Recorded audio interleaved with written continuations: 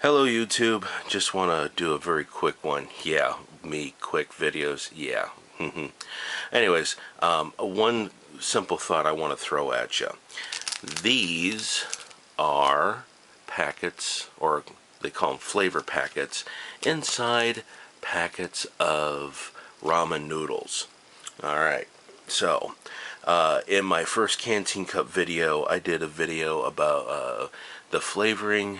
The bullion I was using was for, excuse me, was for, say, a larger pot or larger vessel. So the flavor was rather intense, the chicken flavor, if you will. So this is primarily for seasoning rice or pastas or what have, or noodles, I should say. Pastas has their own flavor. But anyways, if you are going to be using bullion out in the field, make sure you have it in a sealed, airtight container. Obviously, these are airtight because these were inside the packets of ramen noodles. Excuse me. So, there's more than just these three flavors, but let me zoom out. Yeah, that's a lot of ramen noodles. And yes, I ate, this is about 6 months worth of ramen noodles I've been eating. So right now I'm kind of sick of ramen noodles, but I have these. Let me zoom in.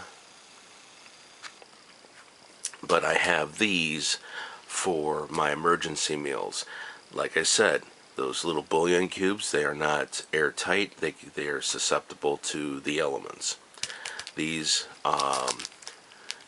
will have these will fare better than the standard bullion cubes, but at the same time, the plastic on these, or mylar if you will, is rather thin.